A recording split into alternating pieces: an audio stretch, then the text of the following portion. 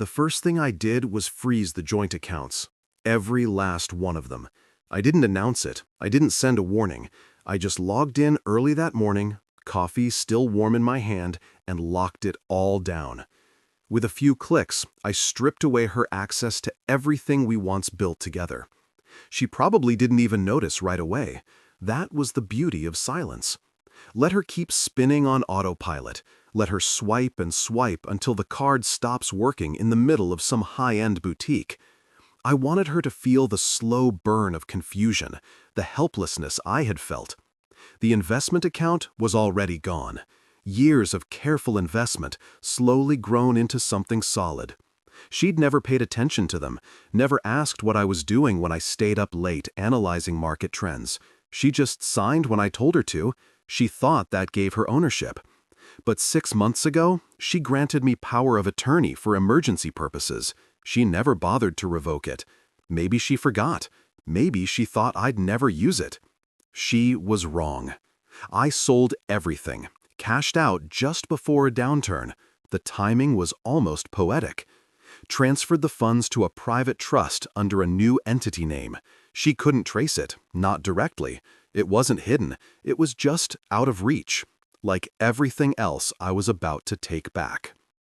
The condo in Breckenridge came next, our second home, or so we called it. In truth, it was hers in function, mine in finance. She had decorated it like a showroom. White furniture, abstract paintings, expensive rugs that nobody was allowed to step on. It was the one place where I felt like a guest in my own life. I found the documents buried in a folder on my external drive. A quick glance at the notarized page reminded me her signature had granted me full control in case of a financial emergency. I didn't hesitate. I listed the property quietly, discreetly. A private buyer made an offer within 3 days. She didn't even get a notice until the transaction was finalized. By then, the proceeds were already split, and her portion was tied up in legal review. She sent her first message that night. Elara. Hey, just saw something weird. Why are the Breckenridge utilities in someone else's name? No greeting, no how are you, no remorse. I didn't reply. A few hours later came another message. Elara, did you move money from the brokerage account? My card got declined at Whole Foods. Still no apology, no acknowledgement of what she'd done. Then a third, angrier one. Elara, are you trying to punish me? Grow up, Ethan. That one made me laugh out loud.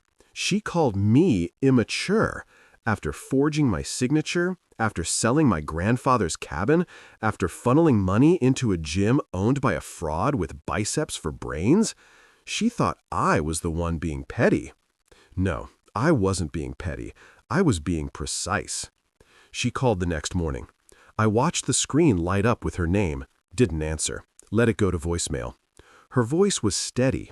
Too steady, like someone rehearsing a script. Ethan, I don't know what's going on, but I think we should talk. Maybe we both made mistakes. Let's not throw everything away over a misunderstanding. I deleted the message without finishing it. The truth was, I'd spent most of our marriage giving her the benefit of the doubt, explaining away red flags, telling myself she was just stressed, tired, distant. But now that I saw her clearly, the illusion was broken, and it couldn't be put back together. The silence on my end seemed to rattle her. She started sending longer emails, first pretending to care, then accusing, then bargaining. One day, I opened a particularly dramatic one. Subject, you're being cruel. Body, you can't just ghost me. You can't shut down everything like this. I'm still your wife. You owe me the courtesy of a conversation. But that's the thing. There was nothing left to talk about. She had told me everything I needed to know when she sold the cabin and laughed about it with her cousin. That wasn't a mistake. That was a declaration. And now I was responding in kind. Ben kept tabs on the fallout. He tracked the bounced transactions, the flagged accounts, the growing trail of digital confusion she left behind as she tried to understand how the world was unraveling around her. Her financial confidence was crumbling. She couldn't play the role of the calm, in-control wife anymore. Not when her cards didn't work and her backup plan in Miami wasn't answering her calls. It was slow, intentional, like pulling a thread and watching the entire fabric fall apart. Meanwhile, I moved into a small loft downtown. Minimalist, clean, no memories in the walls. I bought a secondhand couch, a steel table, and a mattress that didn't creak under the weight of someone else's lies. It wasn't home, but it was peace. And for the first time in years, I didn't wake up dreading the sound of someone else's footsteps. I changed my number, got a new bank, filed a request to monitor my credit for identity theft for identity statements. I made myself invisible to her, not out of fear, but out of power. Let her wonder, let her stew, let her sit in the ruins of her own design and try to understand how it all fell apart so quickly. That was the irony. She thought she could take from me without consequence. She thought I would scream, beg, cry, but I didn't do any of that. I didn't even curse her name. I just disappeared, took back what was mine, and left her with nothing but confusion. Because sometimes the worst punishment isn't rage, it's indifference. And while she tried to piece together where I'd gone, who I'd spoken to, what I knew, I was already 10 steps ahead. With every quiet move I made, I reclaimed another part of myself that I hadn't even realized I'd lost. The money, that was one thing, but the silence, that was the real weapon. The knock came just after noon on a Thursday. I was in the kitchen of the loft, scraping burnt eggs out of a pan, still getting used to cooking only for myself. For a second, I thought it might be a delivery, or maybe Ben stopping by. But something about the knock was different. 3 firm raps, not hesitant, not rushed, just deliberate. I wiped my hands, walked over to the door, and opened it slowly. She stood there, shoulders squared, jaw set, eyes sharp. Not Elara, someone else. A woman I'd never seen before, maybe in her late 30s. Dark hair tied back, plain jacket zipped to her throat, and a manila envelope clutched in her left hand like it was a weapon. "You don't know me," she said before I could ask, "but I used to be married to Marcus." That stopped me cold. My fingers tightened around the doorknob, and a dozen questions filled my head, but I said nothing. Just opened the door wider and stepped aside. She didn't even hesitate, walked right in like she belonged there. She looked around, gave a faint nod at the clean space, then turned to me and held up her phone. The screen lit up with photos, screenshots, documents, bank statements. Then she flipped open the envelope and laid more evidence on the counter like playing cards. "Your wife is doing to you what she and Marcus did to me," she said. Word for word, move for move. Their name was Clara, and for the next hour, she laid it all out. She'd met Marcus 6 years ago when he was trying to open a smoothie bar in Miami. He charmed her with big promises and big muscles. Said all he needed was a little financial support to get started. She was a nurse back then, worked long shifts, didn't have much, but she believed in him. Gave him everything she could, cleared out savings, took out a small loan. He drained her dry. Then he brought Elara in, first as a friend, then as a business manager. Clara hadn't thought anything of it until one day Marcus changed the locks on the apartment, and Clara found out she wasn't just being left, she was being erased. "I couldn't prove anything," she said, voice flat. "They made it look like I was unstable, emotional. He told people I was obsessed with him." She paused. "They made me feel like I was the problem." I leaned against the counter, watching her. She wasn't crying. She wasn't here for pity. There was steel in her voice, strength built from scars. "I saw Elara in one of his new videos last month," she went on. "I recognized the voice, the walk. And then I started seeing money transfers again, names I didn't recognize, but yours came up in one of the filings. Legal documents tied to a business account in Tampa. That's when I started digging." She pulled out a printout. It showed the name of a company I'd never heard of before. Thornfit Wellness, LLC. Registered under my name, linked to my social security number, my address. I stared at the paper. She used me to open this. Clara nodded. "It's a front. They're laundering money through it. Mostly gym-related sales, supplements, memberships, but it's fake. I ran the numbers. The inventory doesn't match the deposits. And it's in your name, which means if the IRS ever gets involved, you're the one they're coming after. My mouth went dry. She wasn't just lying. She wasn't just cheating. She was setting me up. Clara crossed her arms, her eyes locking onto mine. I'm not here for revenge. I'm not here to ask for anything. I just wanted you to know before it's too late. I swallowed hard, nodded slowly, then gestured toward the tiny table by the window. She sat. I poured us both water. My hands were still trembling. "How did you survive it?" I asked. She let out a bitter laugh. "Barely. Moved in with my sister. Filed bankruptcy. Took years to rebuild my credit. The only thing that kept me sane was knowing someone else would eventually see them for what they were." She looked at me.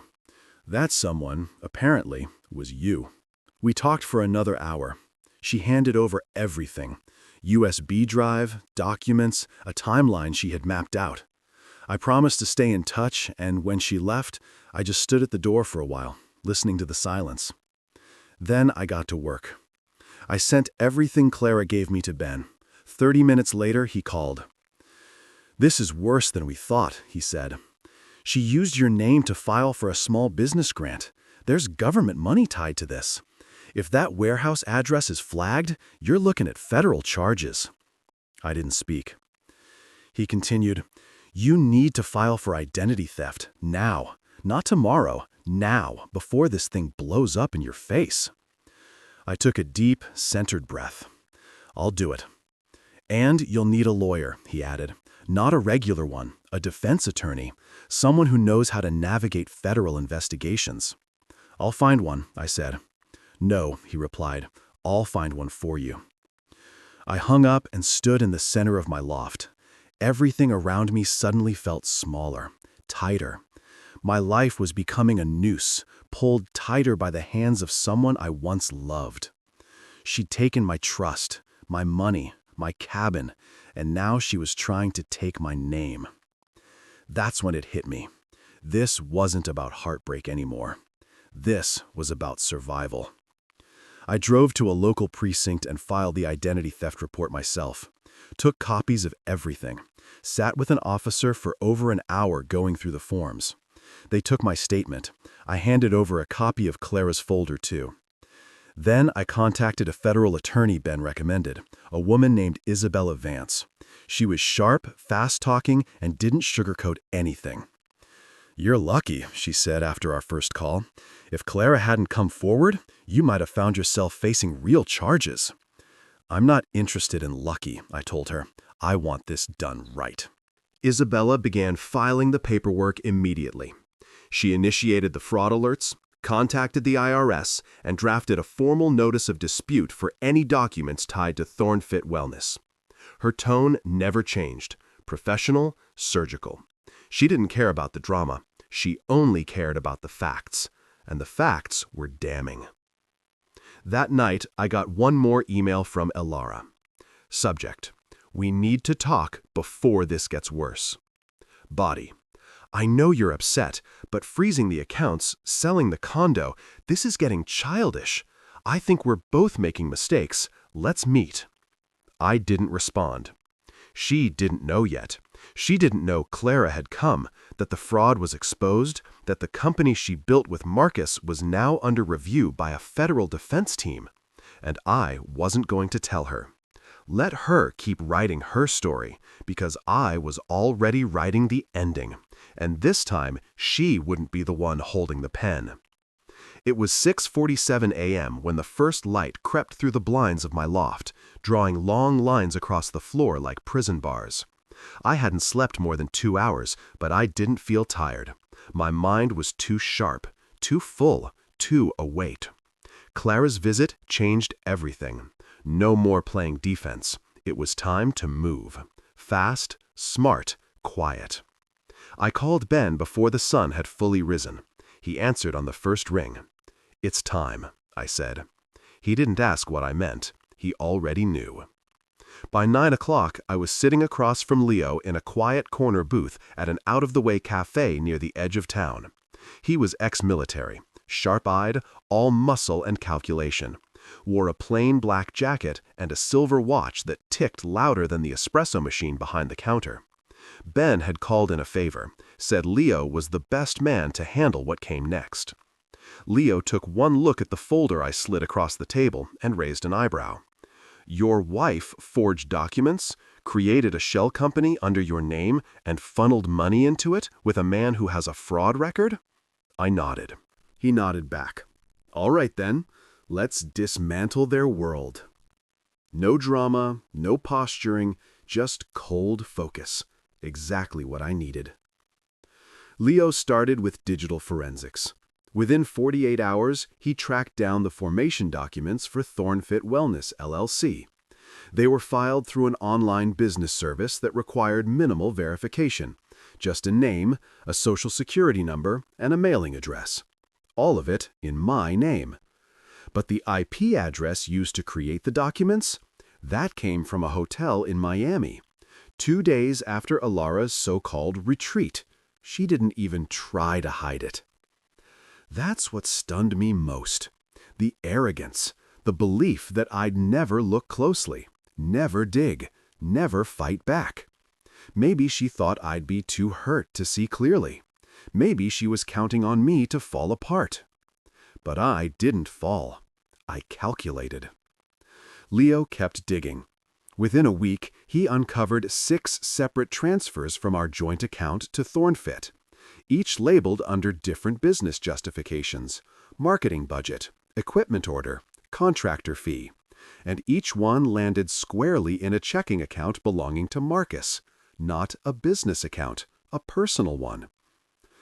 Leo traced the money trail further: crypto wallets, third-party payment processors, dummy vendors created to mimic legitimate wellness brands. It was a full-scale laundering system, sloppy in some places, surgical in others. The IRS had already flagged one of the transactions in an internal audit, though nothing had come down the pipeline yet. If this explodes, Leo said during one late-night call, you're going to be caught in the blast unless we get ahead of it. I had already filed the identity theft report. Isabella, my attorney, had submitted preliminary notices to the IRS, local authorities, and even the Florida Secretary of State's office. She was building a firewall, one document at a time. But we needed more. We needed proof that Elara was behind it, not just suspicion. That's when Leo found the address. The warehouse listed on the business registration was a small industrial unit on the outskirts of Tampa. I flew down the next day alone. The place looked like every other building on the strip. Concrete, dull, with a metal roll-up door and a cramped parking lot. But inside was silence, dust, a few empty shelves, a stack of unopened boxes labeled Fitness Blend Protein, and a fold-out table with a laptop that hadn't been used in weeks. Leo was already there when I arrived. He'd picked the lock earlier and was walking me through the space like a detective at a crime scene. This is where it all lands, he said, pointing at a corkboard with faded sticky notes. Fake invoices, shell vendors, inventory that never existed. In a drawer beneath the table, we found receipts, names I recognized, including my own. They were printing labels with my name on them, shipping supplements and fitness gear as owner-approved products. All fake, all traceable. She wanted me to take the fall, I said out loud. Leo didn't respond. He didn't need to. I took photos, gathered copies, we logged the evidence, and handed everything to Isabella. She smiled for the first time since we'd met. This is exactly what I needed, she said. Now we make it official. By the end of the week, she had filed formal identity theft charges, requested a forensic audit of the business, and submitted evidence to the IRS and Florida Bureau of Financial Investigations. The paper trail we had gathered was tight, solid. It screamed intent, fraud, conspiracy. My name was on everything, but now so were her fingerprints. And still, Elara kept texting. Elara, I heard you were in Florida. What are you doing? Elara, we can fix this. Elara, Ethan, I just made some bad decisions. Elara, please, let's meet. I'll explain everything. I stared at the screen. She was unraveling, but I didn't answer. Instead, I forwarded the messages to Isabella. She's going to try to talk her way out, I told her. She'll have her chance, Isabella replied, in court. 2 days later, we got confirmation. The IRS had launched a formal inquiry into Thornfit Wellness. They called me in for a statement. Isabella handled everything. By the time we were done, I was listed as a cooperating victim in a federal fraud case. I wasn't just defending myself anymore. I was preparing to press charges. Marcus, still unaware of how close the storm was, posted a video on social media the next morning. He was standing in the gym, sweaty, smiling, arms wide like he was about to deliver a sermon. I watched him talk about loyalty and vision while standing in the ruins of what was soon to be his downfall. And in the background, I saw her, Elara, off to the side, barely visible, wearing sunglasses indoors like always. I didn't feel pain when I saw her. I didn't feel rage. What I felt was quiet. The kind of silence that comes after a long storm. The kind that tells you the sky is about to clear. And what's left standing after the wind dies down is what really matters. I turned off the video and opened my laptop. Leo had sent the final piece of the puzzle. A time-stamped login to the business bank account, IP match to her apartment, and the transaction memo, reimbursement for consultation, ED, her initials. It was over. I knew it, Ben knew it, Leo knew it. All that was left was for her to know it too. I sent the evidence package to Isabella. She called back within the hour. This is it, she said. We've got her. And for the first time in months, I exhaled, not in relief, but in preparation. Because the next time I saw Elara, it wouldn't be at a dinner table or a therapy session. It would be in court. And this time, the setup wouldn't be hers. It would be mine. The envelope was thick when it landed in my mailbox. Cream-colored, heavy, official. The kind of envelope that doesn't bring birthday cards or thank you notes. Isabella had warned me I might get one, but seeing it with my name stamped and bold across the front still sent a chill through me. I brought it inside, set it on the table, and just stared at it for a moment. It wasn't a surprise, but it still felt like a punch. Inside was a civil lawsuit filed by Elara. She was suing me for misappropriation of marital funds. According to the paperwork, I had intentionally withdrawn and concealed assets from our shared accounts, leaving her financially stranded and emotionally traumatized. The words jumped off the page like spit in my face. She was trying to flip the script to make me the villain in the story she wrote with her lies and forged documents. I sat back, the paper still in my hands, trying to understand the logic behind it. She had stolen from me, betrayed me, and nearly got me federally indicted. And now she was accusing me of financial abuse. She's cornered, Isabella said immediately when I called her. This is desperation disguised as offense. She's trying to get ahead of the charges. Exactly. If she can frame you as the aggressor, she might negotiate leniency or at least stall the investigation. That settled something deep inside me. She was scared. She knew what was coming, and this lawsuit was her way of trying to throw sand in my eyes before the final blow landed. I want to counter, I said. We will, Isabella replied, but first we prepare. And that's what we did. Over the next few weeks, I worked with Isabella and Ben to gather everything, every bank statement, every email, every signed document. Leo was relentless. He found old chat logs, VPN records, and flagged IP addresses linked to Elara's devices. He mapped out her digital trail like a forensic artist sketching a suspect's face. But the most damning piece came from Clara. She had kept everything. Voice memos from Marcus, screenshots of group chats where Elara coached him on what to say, even copies of a Google Doc where they laid out a target profile, descriptions of financially stable partners they could exploit. My name was at the top of one of the lists. Ethan D., it read, owns cabin, multiple investment accounts, passive, predictable, too nice. That last word, nice, nearly made me laugh, because nice was gone now. Isabella compiled everything into what she called the betrayal files. It was a binder 3 inches thick, tabbed by date, category, and relevance. Every forged document, every unauthorized transaction, every digital breadcrumb that led back to her and Marcus. You know what the best part is? Isabella said during our final prep meeting. She's going to walk into that courtroom thinking this is about a marriage. I raised an eyebrow. And it's not. No, she said. It's about a conspiracy. The day of the hearing, I arrived in a dark suit. Nothing flashy, just clean and silent. Ben stood beside me, calm and unreadable. Isabella was already inside, setting up the exhibits. The courtroom smelled like paper and dust. Rows of wooden benches, a judge's bench that looked like it had seen decades of lies. Elara arrived 10 minutes late.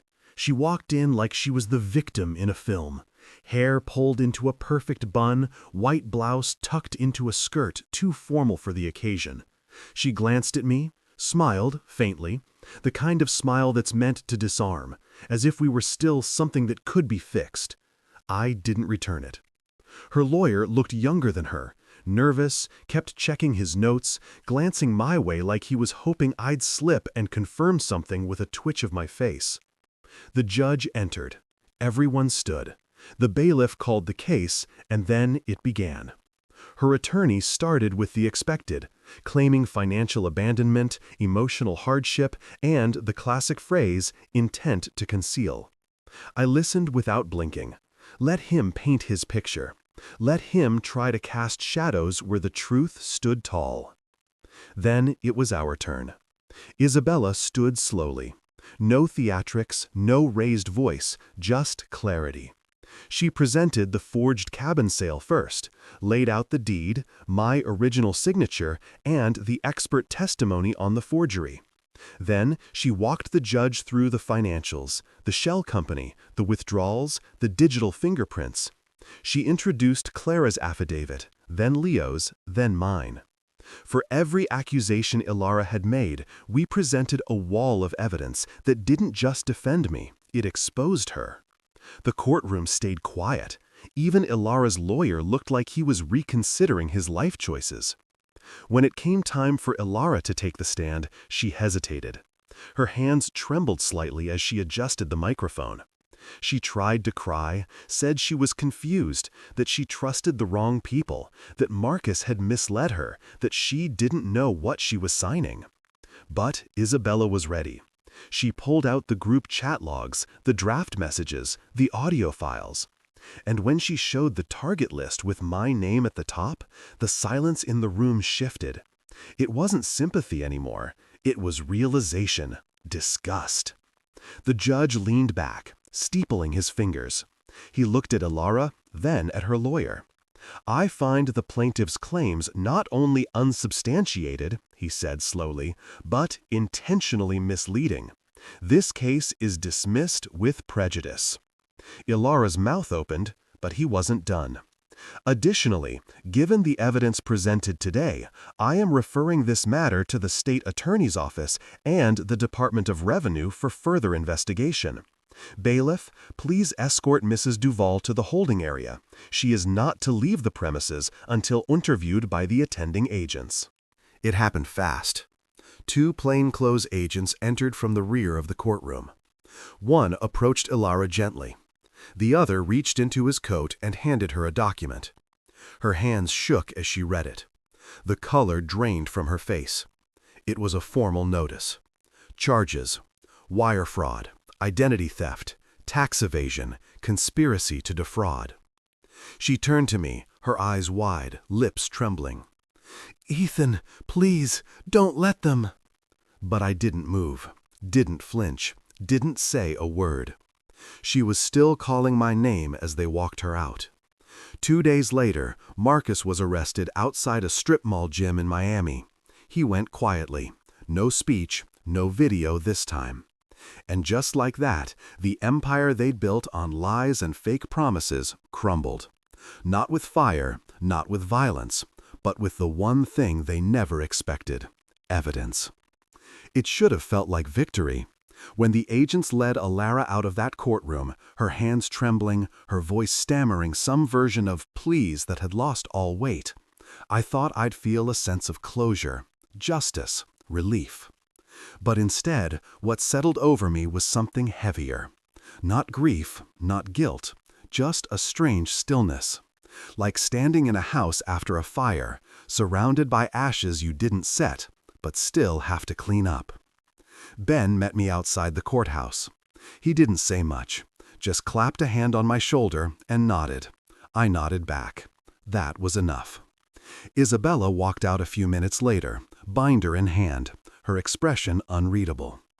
"She'll be held for questioning," she said. "Depending on how honest she is, we'll know whether this stays state level or moves federal. My bet? They're going to make an example out of both of them." "Both?" I raised an eyebrow. "Marcus is already in custody," she replied. "Florida Bureau arrested him this morning. We filed the supporting documentation to link him directly to the transactions under Thornfit. And between Clara's affidavit, Leo's data, and the shell company trail, it's not a question of if, it's when." I didn't smile. I just nodded again.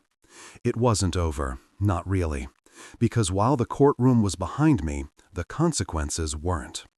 A few days later, Isabella called me with an update. "Remember that business grant?" she asked. "The one they filed in your name?" "Yep."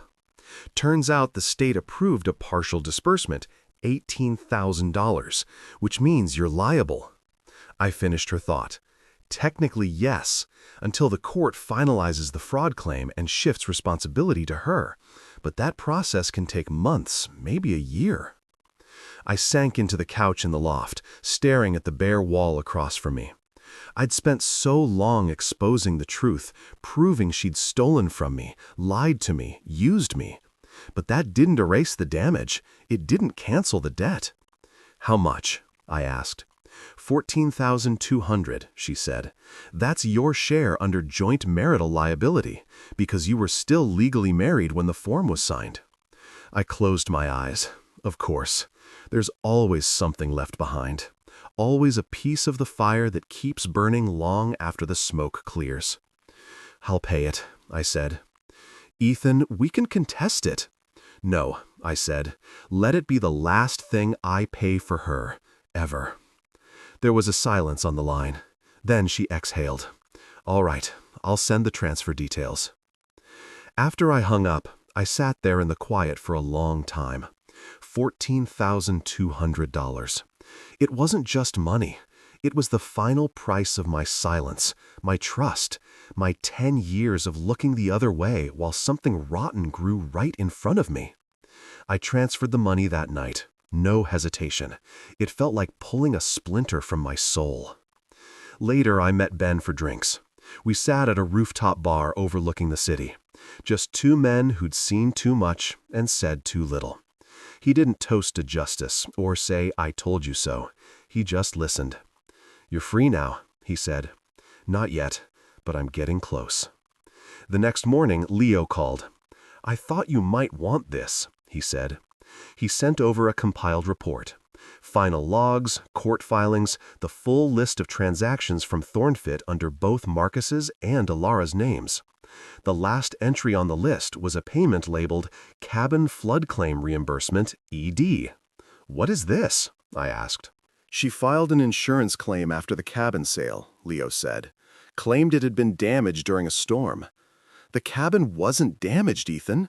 She flooded it intentionally. Probably to make the buyer drop the price or to cover something up." I stared at the report. "She vandalized my grandfather's cabin." Leo's voice lowered. "She desecrated it." It was the first time I felt true anger in weeks. Not the cold kind, not the calculating kind. This was raw, ugly.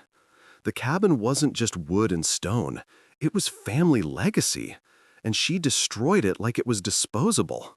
I thought of that old black and white photo of me and my grandfather, standing in front of that porch, two proud smiles, a whole future ahead. And now that future had been sold, flooded, claimed, and erased. I didn't cry, but I came close.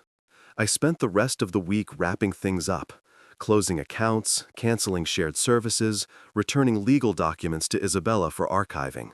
With every box checked, I felt something loosen in my chest. Bit by bit, I was untying the knot she had tied around my life. Then one morning, I woke up and realized there was nothing left of her here. No photographs, no clothes, no lingering scent of her shampoo in the bathroom. She was gone, not just physically, but in every way that mattered. Except the debt. The debt had stayed. But I didn't resent it anymore. It was a scar now, a mark of survival, of clarity. Leo sent me one last message before signing off. "This is the part they never talk about," he said, "the scar tissue." He was right. People love revenge stories, the drama, the downfall. But nobody talks about what happens after. The silence, the paperwork, the therapy, the rebuilding, the small, slow moments of putting yourself back together, piece, jagged piece. I walked into the kitchen, poured myself a glass of water, and stood by the window. It was raining, but I didn't feel cold. I felt clean. Clara called that evening just to check in. She said she'd heard about the court outcome, about the charges. She sounded steadier than before, stronger, like someone who'd been through fire and learned how to live with the burns. "They'll go down for this," she said. "Eventually." I nodded. "They already have." There was a pause. Then she asked softly, "So, what are you going to do next?" I looked around the loft, the clean counters, the empty walls, the life I had pressed reset on. "I'm going to start over," I said. Simple as that. Not in a movie montage kind of way, not with grand speeches or perfect endings. Just quietly, honestly, one step at a time. Because I didn't want revenge anymore. I wanted peace, and I was finally ready to find it. You think once the fire is out, you can breathe again, that after the final blow, the last courtroom appearance, the evidence, the cold click of justice, there's nothing left to burn. But that's not always true, because some debts don't go away. Some stay wrapped in fine print and forgotten clauses, just waiting to remind you that even freedom has a price tag. It was a letter this time, plain envelope. No warning, no apology, just my name printed at the top and a polite request for payment at the bottom. I sat at the kitchen table, holding it between my fingers like it might bite. $14,200. I'd already known about the amount. Isabella had explained it clearly after the courtroom chaos faded. It came from a refinancing document I signed 3 years ago, back when I was still trying to save a marriage that had already quietly packed its bags. Elara had slipped it in during a long stack of papers. "We're consolidating debt," she said, "lowering interest rates, making things easier." I hadn't read every word. That was my mistake. Buried deep inside was a clause linking me jointly and legally to a business loan, one that was now tied to the fraudulent company Thornfit Wellness. And even though she was the one who opened the account, used the funds, and forged the operations behind it, the debt was still real. And because we were married when it was created, I was liable. The legal process would shift the blame in time. The fraud report, the testimony, the criminal investigation, it would all work in my favor eventually. But eventually wasn't now. And the creditors, they didn't care who faked what. They just wanted their money. I ran my thumb across the edge of the letter and looked around the room. The loft was quiet as always. Sparse, clean, small. It had no memories in the walls, which I liked. But that morning it felt tighter, like the walls were leaning in again. Like I was being reminded that even after all I'd done, the exposure, the silence, the plan, there were still remnants of her tangled in my life. I thought about fighting it, about dragging it into another legal battle, But something inside me said, no. No more courtrooms. No more dragging this out. I was done bleeding for her decisions. So I paid it, quietly, without ceremony. I walked to the bank, withdrew from my personal savings, and wired the money. The teller gave me a printed receipt. I folded it and slipped it into a drawer without reading it twice. That was the last thread, the last dollar, the final consequence of a marriage built on lies. Afterward, I walked to the park down the street. It was a cold day, gray sky, scattered leaves, the kind of afternoon that kept most people indoors. But I needed to be outside, to feel the wind against my face, to remind myself I was still here, still standing. I sat on a bench overlooking a small man-made pond and let my thoughts settle. They didn't race like they used to. No more what-ifs, no more flashes of Elara's voice echoing in my ears. Just space, silence, scar tissue. Leo had been right. Nobody talks about this part. The part where you're free, but still feel a little broken. The part where you win, but still have to pay. I pulled out my phone and scrolled through the last messages I had saved from Isabella. Most were logistics, case updates, file transfers, closing memos. But the last one was different. Isabella, you handled this with more grace than most people would. You walked away without destroying yourself to destroy her. That's rare. I hadn't replied, but I'd read that line over and over. Because she was right, and also wrong. I didn't walk away unscathed. I was still rebuilding from ashes. But I'd chosen not to be like Elara. I hadn't forged anything. I hadn't used someone else's name, heart, or credit score to fill a hole inside me. I'd responded with truth, with facts, with quiet resolve. And that, to me, meant more than revenge ever could. After sitting there a while, I pulled out my notebook, the one I'd carried since the day I left Aspen. Inside were notes from the early days of unraveling everything, account numbers, password resets, legal steps. But further back, buried behind the battle plans, were scribbles of something different. Ideas for a new beginning, dreams I'd paused, projects I'd buried. Before Elara, I used to sketch ideas for a small retreat center.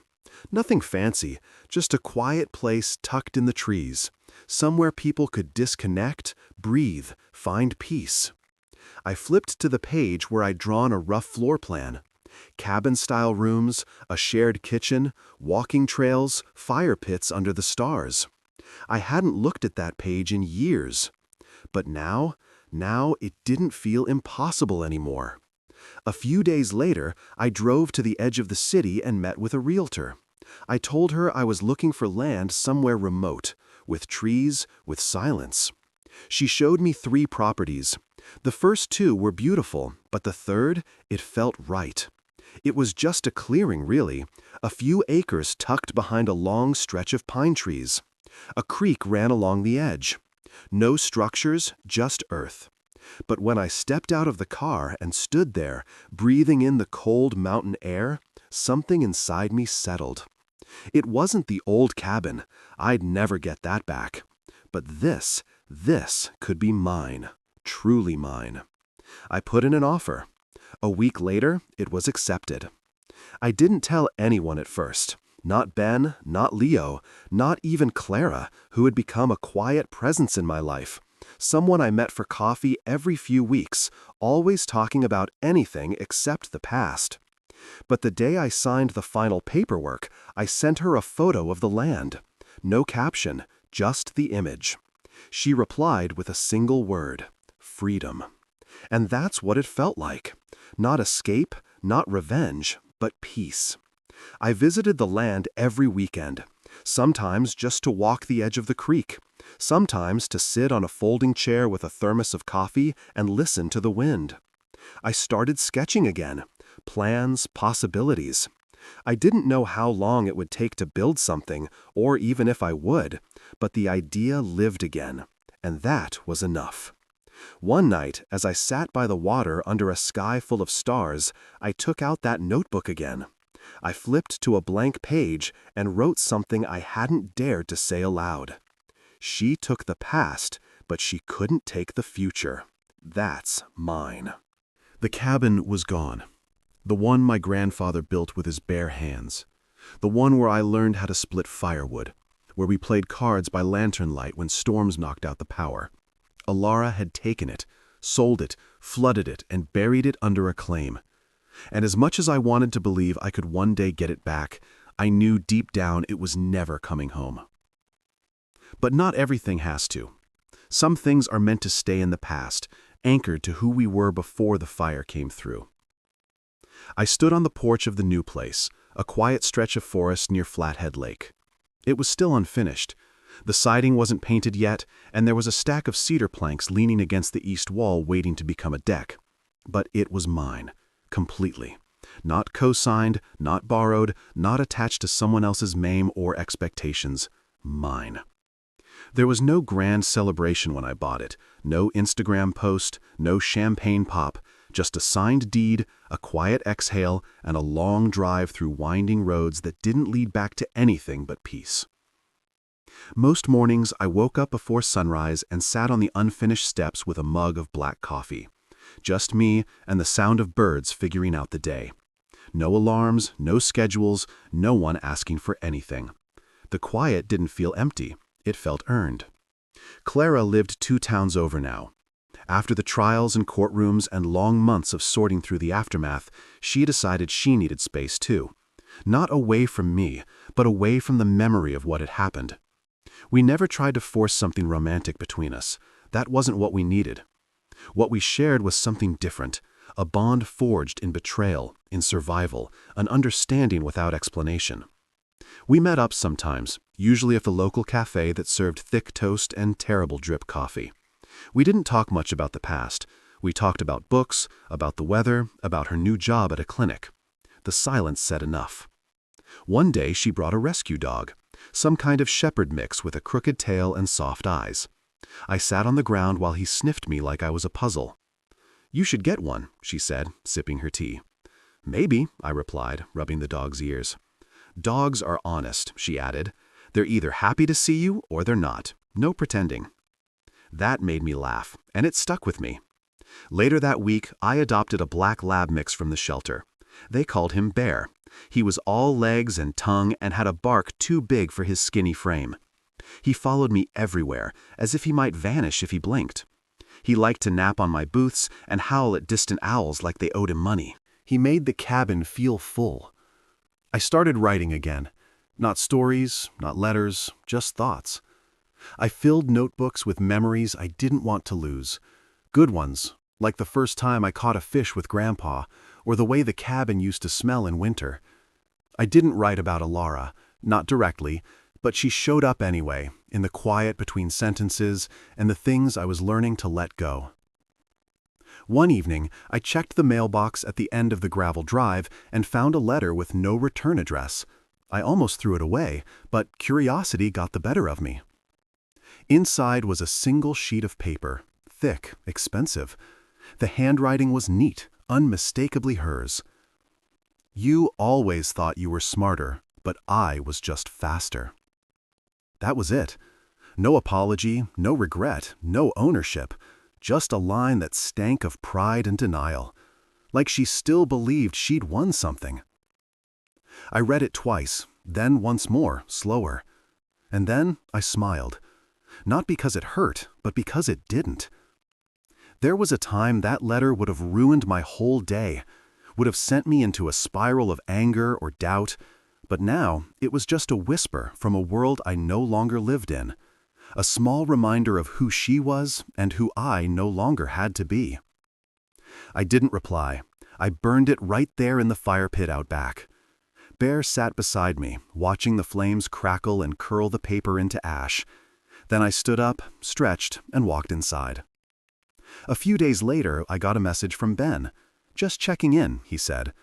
He'd heard through one of his legal contacts that Marcus had taken a plea deal, 5 years minimum. Elara's trial was still pending. There were new charges, something about misusing federal grant money and falsifying identity records across state lines. I didn't ask for details. I didn't want them. That part of my life was over, and I wasn't going to keep dragging its ghost into my present. I spent that weekend building the deck out back. It was slow work, measuring, leveling, hammering boards while Bear chased bugs and barked at passing clouds. But it felt good, honest. Every nail was a little reclaiming, every board a little reminder that I was building something real now, something no one could forge or flood or take away. That Sunday, Clara stopped by. She brought a peach pie and 2 mugs from the cafe. We sat on the half-finished deck and watched the sun sink below the trees, the sky burning soft orange and pale purple. She pointed at the horizon. "You know what I like about this place?" she asked. "What's that?" "It's quiet," she said, "but not empty." That summed it up better than I ever could. We didn't say much after that. Just let the quiet stretch between us like a bridge. Later, after she left, I sat by the fire pit again. Bear curled up at my feet. The stars came out one by one, soft and slow, like they were in no rush to impress. And I finally said it out loud. "You were fast," I whispered to the night, to the memory of Elara. "But I'm free." And that, I realized, was the difference. She ran from truth, hid behind lies, cut corners, and built illusions. She moved through life like she was always one step from exposure. She might have been faster, louder, sharper with her tongue. But I was whole now. And wholeness isn't about speed. It's about stillness. About choosing peace over war, integrity over spectacle, healing over revenge. The cabin may have been sold, flooded, and lost. But the one in my mind, the one built from memory, forged in fire, and rebuilt in silence, still stood. And this one, no one would ever touch again.